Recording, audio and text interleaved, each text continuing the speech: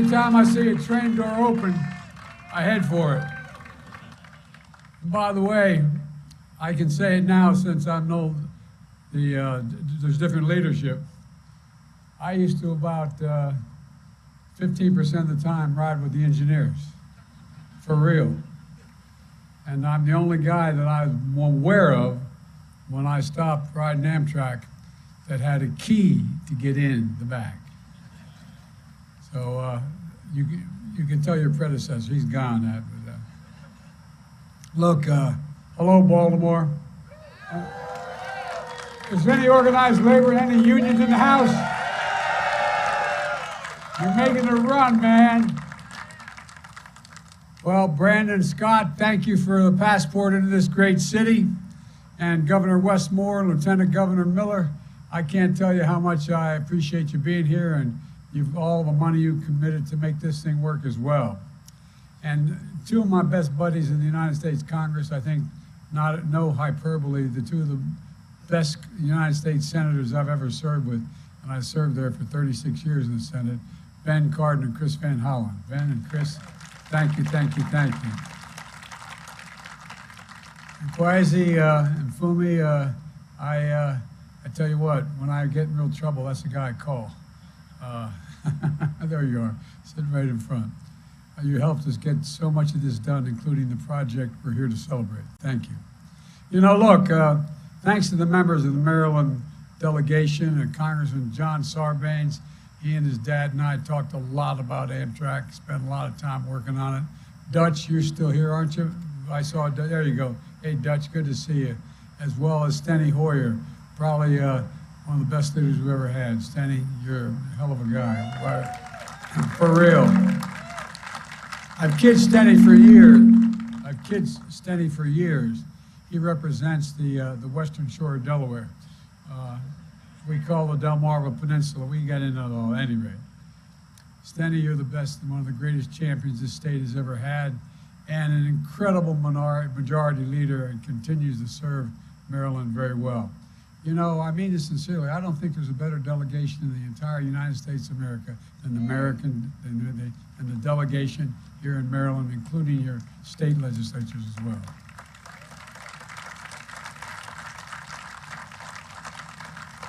And somebody who I was senior to, but never referred to me as senator, always say, Biden, come here, Barbara Mikulski. I wish Barbara here. She's did a lot to make this day happen as well, all the years we worked on this. Baltimore, particularly Amtrak specifically. And finally, it's been over 3 years since, I didn't know you had seats, man, you ought to sit down. By the way, I said when I was running in 2020 for the job, I said, everybody take their seat, and there were no seats, and the press said, he is really stupid. So I don't dare tell anybody to take a seat unless I see the chairs. But anyway, thank you. You know, it's been over 3 years since his passing, but my late friend Elijah Cummings, he's with us in spirit, looking down saying, Joe, you finally got this sucker done. And the CEO, Stephen Gardner. Stephen is, he knows he's got a strong support in Amtrak, probably too strong. I'm driving him nuts already. I want to get it all done quickly. And Secretary Pete Buttigieg, this is just one example of the great work you're doing, Pete. Appreciate it a lot. Let me at the outset, this is just the beginning of having a 21st century rail system that's been so long overdue in this country. Back in Delaware, I'm known for riding Amtrak, for being their senator all those years. And most of you know that as a senator, I rode the train between Washington and Wilmington and back and forth every single day that the Senate was in. And they tell me it's about average 117 days a year, about 265 miles a day. I put over 1 million miles on Amtrak. Not a joke, including as vice president. Amtrak wasn't just a way to get home, the family. The conductors, the engineers, they literally became my family. I used to have a summer party at my home in Delaware. Started off with about 10 conductors and engineers. Ended up with about 70 people.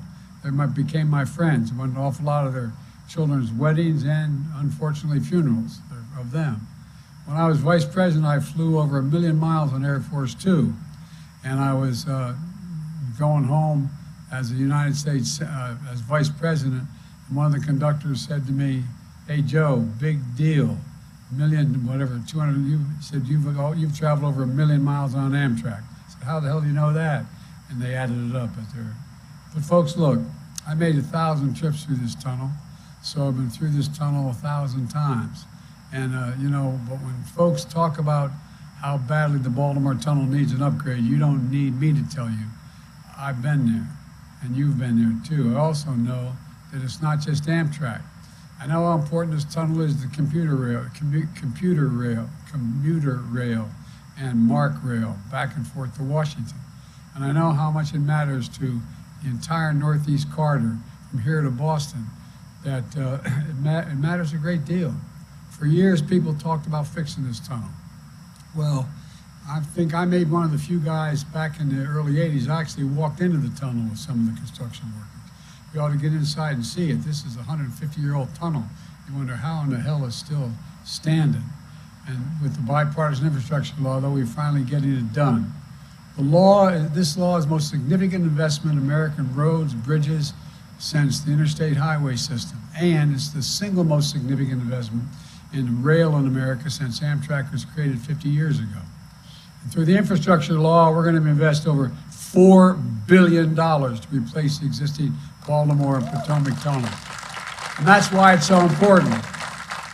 Over 2,200 trains run on this corridor every single day, and it's the busiest in the United States and one of the busiest corridors in the world. The problem anywhere along the line means up and down the East Coast, it means commuters are trying to get to and from work, and they're getting in trouble. Business trying to ship their goods, travelers trying to visit family. If this line shuts down, it's just one day, it would cost the country over $100 million. But this tunnel is a major checkpoint for 9 million Amtrak and MARC commuter rail passengers who pass through it each and every year. 1.4 million, a 1.4 mile stretch with a tight curve so the trains have to slow to 30 miles an hour. You probably all heard this already, but it's important. 99% of the weekdays there's been a delay here somewhere. Trust me, I know. This tunnel is nearly, as I said, 150 years old. This is a Civil War era. Ulysses S. Grant was president. The structure is deteriorating. The roof is leaking. The floor is sinking. This is the United States of America, for God's sake. We know better than that. We know we have to prove we're much better than that. Funding from the infrastructure law will fully replace this tunnel. And we're naming the new tunnel after Frederick Douglass, who boarded this train to freedom right here in Baltimore. You know, as he escaped slavery, he traveled the country by rail, fighting for abolition and civil rights, so that's fitting we honor him in this way. The Frederick Douglass, look, we have a lot to do. When the project is done, new trains will travel through this tunnel at 110 miles an hour instead of 30 miles an hour. MARC trains will go from here to Washington in 30 minutes. On an average weekday, that'll eliminate nearly 7 hours a day.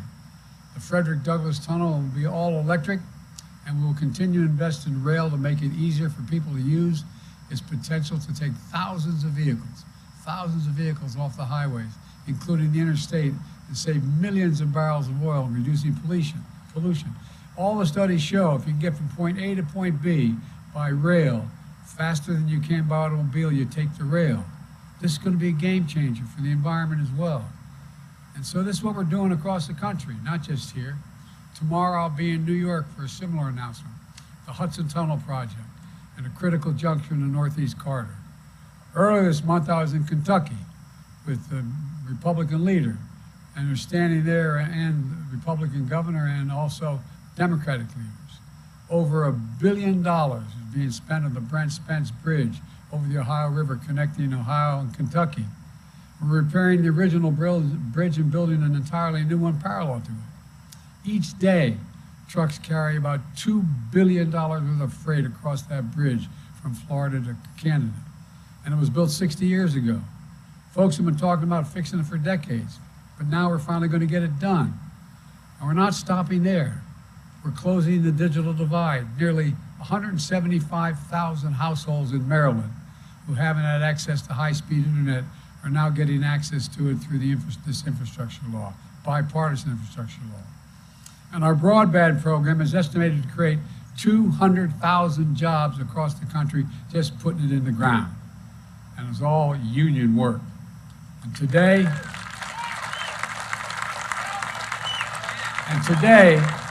we're announcing a nearly $4 million grant to the great HBCU in Baltimore, Coppin State University, to buy new laptops, to give students digital skills and training that they need to compete in today's workplace.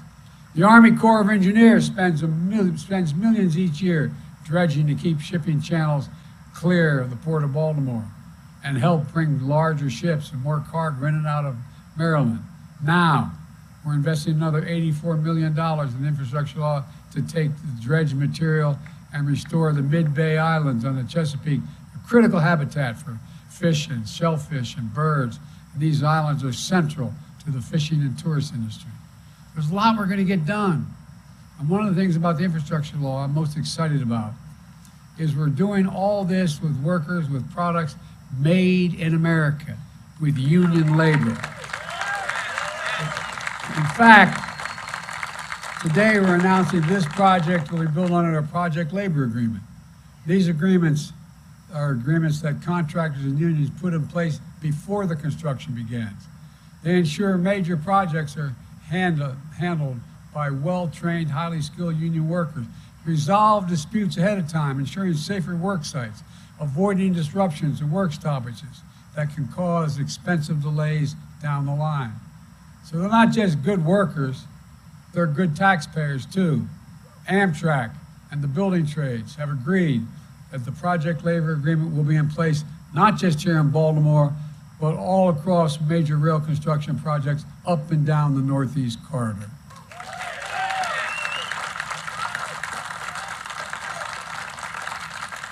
And the Baltimore Tunnel project will lead to 20,000 good-paying construction jobs. Laborers, electricians, carpenters, cement masons, ironworkers, operating engineers, and so much more. These are good jobs you can raise a family on. And most don't require a college degree, but they do require the equivalent of a college degree. You have to have 4 to 5 years of an apprenticeship. That's one of the reasons they're the best trained workers in the world, the best in the world. I've been saying that my whole career, and it's true. These are jobs for folks I used to think about as I took the train home at night, going through the stretches of suburban Maryland, suburban Baltimore, and look out the window, see the flickering lights on people's tables. Not a joke. I used to look at them and just wonder what their conversations were at their kitchen table, their dining room table. What were they thinking about just before or after they put their kids to bed? Asking questions that are ordinary and profound. We're gonna have enough money left over, honey, at the end of the month, after we pay our bills, just have a little bit of breathing room. My dad used to say, you know, Joey, a job's about a lot more than a paycheck. It's about your dignity. It's about respect. It's about being able to look your kid in the eye and say, honey, it's going to be, I mean this sincerely, it's going to be okay, and mean it. Well, that's what, folks, too many people have been left behind in the past and treated like they're invisible amid the economic upheaval of the past 4 decades. They remember the jobs that went away and wonder whether a path exists anymore for them to succeed. But I know we can forge a path of building an economy where no one's left behind. That's what this project and others like it across the country are all about. It's about making investments in America's cities, towns, heartlands, and rural America. It's about making things here in America again. It's about good jobs. It's about the dignity of work. It's about respect and self-worth. And it's about damn time we're doing it.